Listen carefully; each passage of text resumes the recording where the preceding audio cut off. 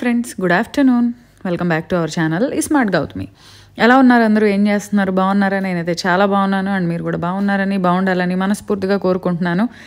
మొన్న last video, shopping వీడియోకి ముందు వీడియోలో 1 month weight loss diet plan చేద్దామా అంటే చాలామంది కమెంట్స్ పెట్టారు, చెయ్యి గౌతమి, నీతో పాటు మేము కూడా చేస్తాము అని చెప్పి. యాక్చువల్లీ నిజంగా నాకైతే బేసిక్గా ప్రస్తుతానికి నేనున్న వెయిట్కి అయితే నాకు అవసరం లేదు అంతా, కానీ మీ అందరి రిక్వెస్ట్ మీద డెఫినెట్గా చేద్దాము అని అనిపించింది. సో వచ్చే వీడియోస్ ఒక 2 వీడియోస్ తర్వాత నుంచి నేను ప్రాపర్గా ప్రిపేర్ అయ్యి నేను మీకు 1 month weight loss diet plan, రోజుకో డైట్ ప్లాన్ చొప్పున విత్ టిప్స్తో చూపిస్తాను. సో ఇవాళ వీడియో ఏంటంటే దానికి రిలేటెడ్గానే ఒక మంచి diet video, full day diet video with recipes. Monsoon season అంటే వర్షాకాలం నడుస్తుంది కాబట్టి ఈ సీజన్లో మనకి జనరల్గా ఫుడ్ వేడివేడిగా తినాలని, రకరకాల నోటికి రుచిగా ఉండేవి, అట్లా రకరకాల కోరికలు వస్తూ ఉంటాయి అన్నమాట మనకి. సో వాటిని బ్యాలెన్స్ చేస్తూ మంచిగా హెల్దీగా మనకు దొరికే వాటితోనే చాలా సింపుల్గా, చాలా ఈజీగా, అలాగే వేడివేడిగా చేసుకొని తినే ఒక full day monsoon diet plan అయితే చూపిస్తున్నాను విత్ రెసిపీస్తో. సో నేను ఏం చేశాను అనేది డెఫినెట్గా మీరు కూడా ట్రై చేయండి. ప్రతి రెసిపీ అద్భుతమైన టేస్ట్, నేను అష్యూరెన్స్ దానికి. చాలా బాగున్నాయి గౌతమి అని మీరే చెప్తారు. సో లేట్ చేయకుండా వీడియో చూసేయండి. అండ్ మన ఛానల్ ఎవరైనా ఫస్ట్ టైం చూస్తుంటే ఛానల్ సబ్స్క్రైబ్ చేసుకోండి, వీడియోస్ లైక్ చేయండి, షేర్ చేయండి, అండ్ పక్కనే ఉన్న బెల్ క్లిక్ చేసి ఆల్ అనే ఆప్షన్ క్లిక్ చేస్తే నేను కొత్త వీడియో పెట్టిన వెంటనే మీకు నోటిఫికేషన్స్ వస్తాయి. రాకపోతే అప్పుడప్పుడు ఛానల్లోకి వెళ్ళి చెక్ చేయండి, కొత్త వీడియో ఏమన్నా ఉందేమో.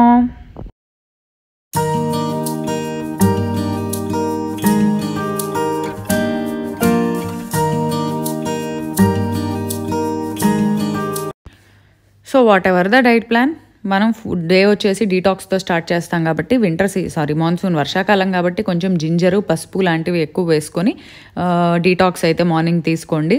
లేదు అనుకుంటే కనుక ఈజీగా ఉండేది ఏదైనా కావాలి అంటే chia seeds, night time 1 teaspoon chia seeds గ్లాస్లో నానబెట్టేసి పెట్టుకోండి. మార్నింగ్ లేవగానే ఎంటీ స్టమక్తో ఆ చియా సీడ్స్ అయితే తాగేయండి.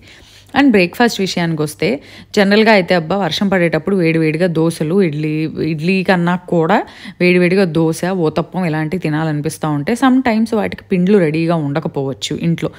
సో ఏం చేయాలి? అందులో ఈ హెల్దీవి చేసుకునేటప్పుడు ఇంకొంచెం జాగ్రత్తగా చూస్ చేసుకుంటాం. సో అలాంటప్పుడు వేడివేడిగా ఏం చేసుకోవచ్చు అంటే ఇదిగోండి, ఏం లేదు, ఒక 2 గుడ్లు గిన్నెలో బ్రేక్ చేసి వేయండి.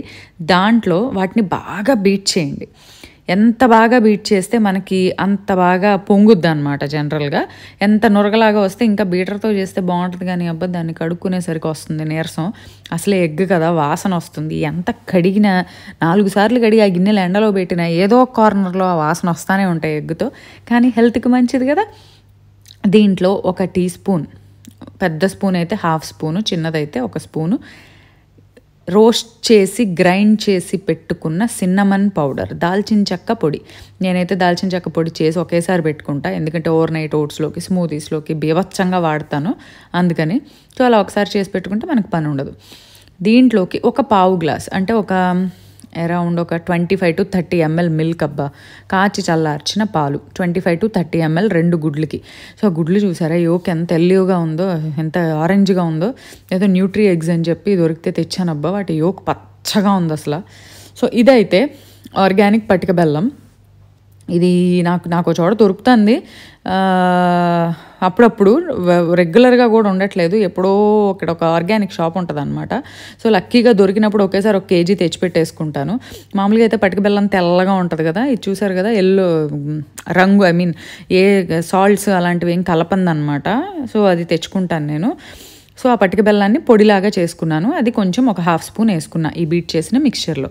ఇప్పుడు ప్యాన్లో బటర్ ఉంటే బటర్ లేదు అంటే ఇంట్లో చేసిన బటర్ అయితే ఇంకా మంచిది. బటర్ ఏమన్నాం కదా అని ఎంతో వేయొద్దు, 1 పావు స్పూన్ మాత్రమే వేసుకొని జస్ట్ అలా ఒకసారి ప్యాన్కి అంటుకోకుండా అది పెట్టేయండి. తర్వాత దాని మీద మనం ఇప్పుడు పొడి చేసి పెట్టుకున్న పటిక బెల్లం కొద్దిగా మిక్చర్లో కలుపుకున్నాం కదా, కొద్దిగా దీనిలో వేసుకోండి. ఇది 1/2 spoon క్యారమిల్ లాగా బాగుంటుంది అనమాట. పటిక బెల్లం మంచిది వాడొచ్చు. అంటే వైట్ షుగర్ వాడటం కన్నా కూడా నేను చెరుకు పానకం అని, బెల్లం అని అలా ఏదో వాడుతూ ఉంటాను కదా. సో ఈ పటిక బెల్లం కూడా కొంచెం వాడుకోవచ్చు మనకి. ఏమి అంటే వాడమన్నాం కదా అని చెప్పి రోజుకి ఇంత గడ్డలు 5-6 తినేసేసేసి పటిక బెల్లం మంచిది కదా అన్నావు కదా గౌతమి ఆరోగ్యానికి, సో ఎంత తినేసాం అనకూడదు. ఏదైనా లిమిటెడ్గానే తీసుకోవాలి. సో ఒక హాఫ్ స్పూన్ పటిక బెల్లం వేసాను అనమాట.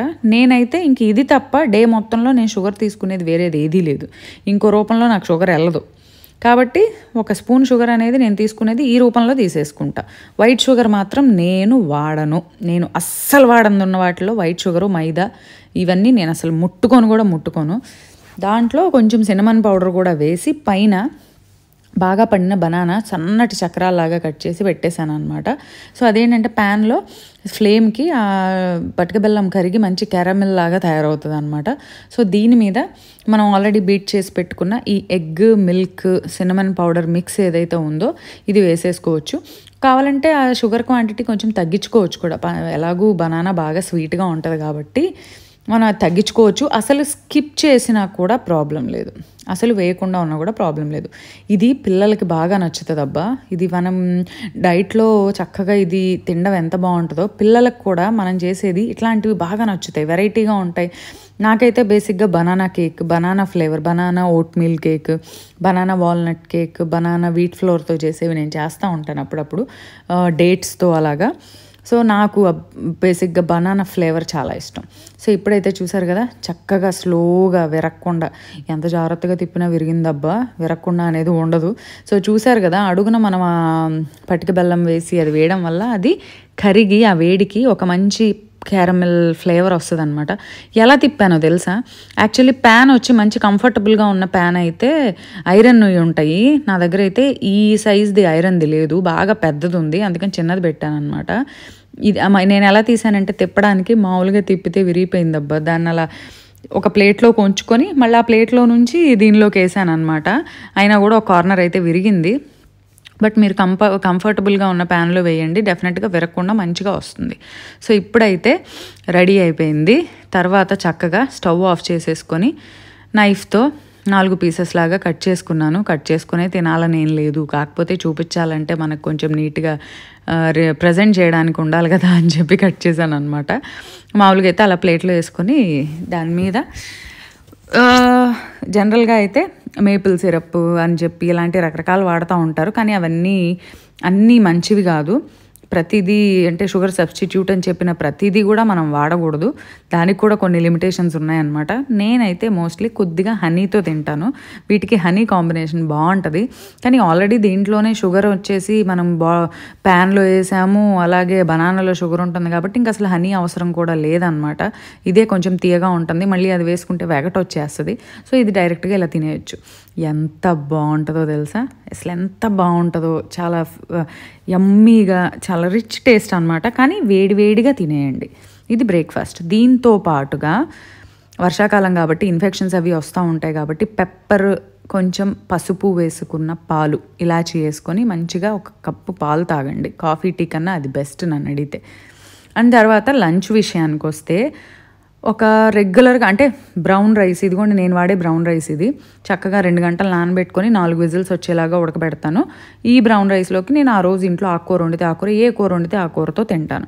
కానీ నేను మీకు కొంచెం వెరైటీగా ఏమైనా చూపిద్దామని చూపిస్తున్నాను అనమాట. ఆ బ్రౌన్ రైస్ని 2 గంటలు మామూలుగానే నానబెట్టేశాను.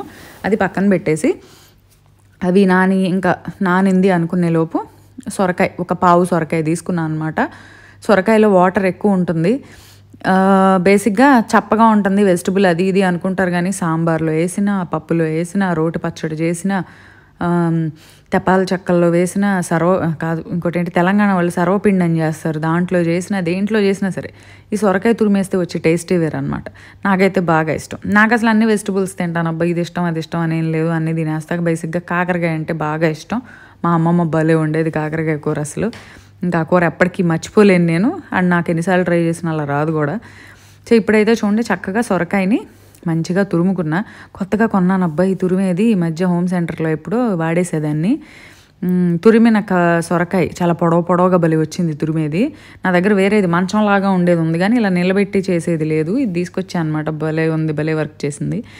ఈ సొరకాయని తురిమేసేసి దీంట్లో ఒక చిన్న ఉల్లిపాయ బాగా సన్నగా కట్ చేసి వేసుకోండి. ఇంకా సొరకాయ ప్లేస్లో మీరు బూడిద గుమ్మడికాయ వేసుకోవచ్చు, మామూలు గుమ్మడికాయ వేసుకోవచ్చు, మీకు ఈ తురుములో మీ చాయిస్ అనమాట. దీంట్లో బాగా 1 టేబుల్ స్పూన్ అల్లం, 2 పచ్చిమిర్చి సన్నగా కట్ చేసి వేసుకున్నాను అనమాట. తర్వాత కొంచెం కరివేపాకు, సన్నగా కట్ చేసిన కరివేపాకు వేసుకోండి. వాము కూడా వేయచ్చు, వాము ఫ్లేవర్ కూడా బాగుంటుంది. కానీ వాము ఫ్లేవర్ వచ్చి బాగా డామినేట్ చేస్తుంది. సో వాము నేను కొన్ని అన్నిట్లో వేయను, కొన్ని వెరైటీస్లో వేస్తా. కానీ మెయిన్ సొరకాయ తురుము హైలైట్ అవ్వాలి అనుకుంటే వాము వేసుకోకుండా ఉంటేనే మంచిది. బట్ వాము ఫ్లేవర్ కూడా యాడ్ చేసుకోవచ్చు. ఇప్పుడైతే కొంచెం కొత్తిమీర వేసాను. కొత్తిమీర కూడా వేసిన తర్వాత జస్ట్ సీజనింగ్, సాల్ట్ చాలా తక్కువ. నేనైతే పింక్ సాల్ట్ ఈ మధ్య బయట రాళ్ళు అమ్ముతున్నారు, పింక్ సాల్ట్ రాళ్ళే అమ్ముతున్నారు. వాటిని తీసుకొచ్చి పగలగొట్టి మనం సాల్ట్ లాగా చేసుకోవచ్చు. అది ఎంతవరకు ప్యూర్ నాకు అర్థం కావట్లేదు. బట్ అయితే చూశాను బయట అమ్మేది. నేనైతే ప్రస్తుతానికి అయితే ప్యాకెట్లే వాడుతున్నాను. తర్వాత కొంచెం కారం, కొంచెం పసుపు వేసుకున్న తర్వాత లాట్ ఆఫ్ తెల్ల నువ్వులు వేసుకోండి, చాలా బాగుంటుంది. నల్ల నువ్వులు ఉన్నా కూడా వేసుకోవచ్చు. నా దగ్గర అయితే బేసిక్గా నల్ల నువ్వులు లేవు, తెల్లవి వేసేసుకున్నాను అనమాట. వేసేసుకొని మొత్తం ఈ మిక్చర్ అంతా ఒకసారి మంచిగా కలుపుకోండి. ఈ తురుమే డబ్బా భలే ఉందబ్బా, భలే పొడవుగా వచ్చింది సొరకాయ తురుము, దారాల్లాగా. సో థ్రెడ్స్ లాగా ఉండి మరి పేస్ట్ అవ్వకుండా బాగుంది, బాగా పనిచేసింది, బాగుంది అనిపించింది. చాలామంది ఇళ్ళల్లో ఉండే ఉంటుంది ఇది, నా దగ్గర అయితే నేను ఈ మధ్యగా ఉన్నా. సో ఇప్పుడైతే 2 గంటలు నానబెట్టి పెట్టుకున్న బియ్యం మిక్సీ జార్లో వేసుకున్నాను. అన్నం వండుకోకుండా ఆ బియ్యాన్ని అన్నానికి బదులు ఎలా చూపిస్తాను అనమాట నేను మీకు వెరైటీగా. సో దాంట్లో ఉడకబెట్టిన చిలకడ దుంప, స్వీట్ పొటాటో, ఒక చిలకడ దుంపను ఉడకబెట్టుకున్నా. నేనైతే ఈ చిలకడ దుంపతో చాట్ చేసుకుంటాను. చిలకడ దుంప మీద ఉల్లిపాయలు, దానిమ్మ గింజలు వేసుకొని తింటాను. మీకు చాలాసార్లు చూపించాను కూడా. అవి ఇట్లా ఉడకబెట్టి ఎప్పుడు రెడీగా ఉంటాయి అన్నమాట చిలకడ దుంపలు. సో ఉడకబెట్టిన చిలకడ దుంప వేసుకున్న తర్వాత ఒక 1.5 టేబుల్ స్పూన్ పెరుగు వేసుకున్నాను. మీకు కాలింగ్ బెల్ వినపడుతుందా? నేను ఈ వీడియోకి వాయిస్ చెప్తున్న టైంలో మా భవిష్య స్కూల్ నుంచి వచ్చింది.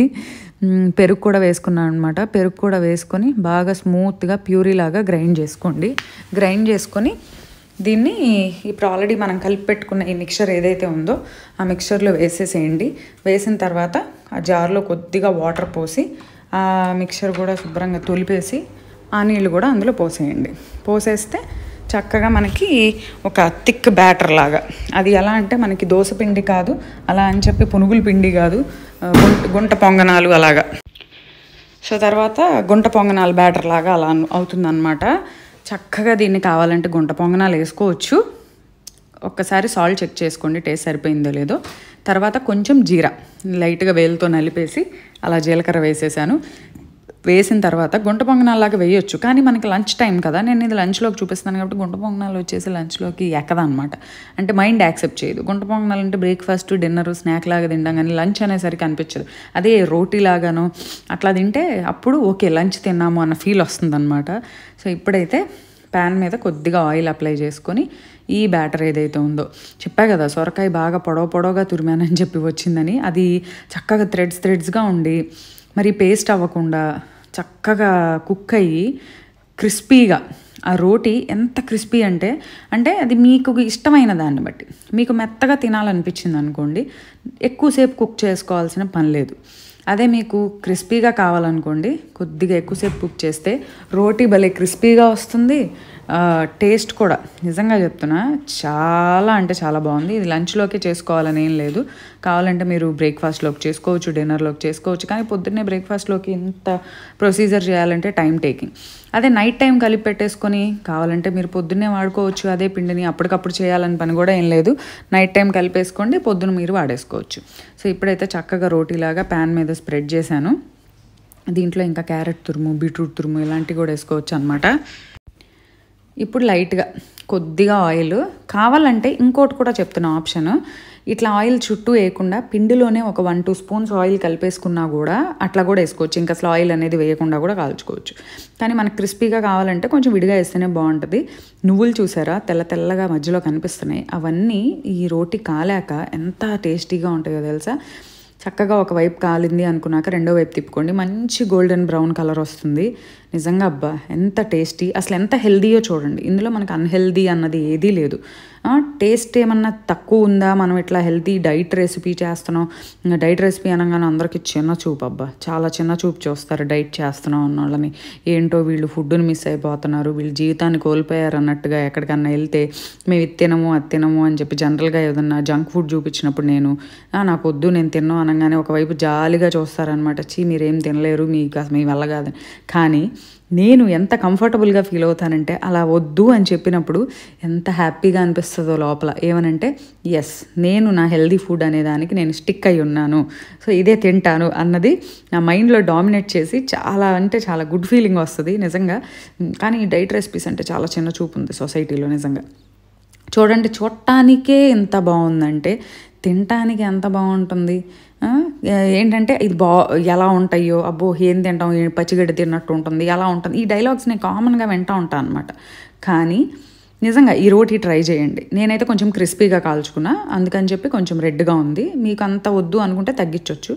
ఎంత రుచిగా ఉందంటే నిజంగా. నేను యాక్చువల్లీ చుక్కకూర ఇగురు, బీరకాయ టొమాటో రోటి పచ్చడి అనమాట అది, ఈ రెండుతో తిన్నాను.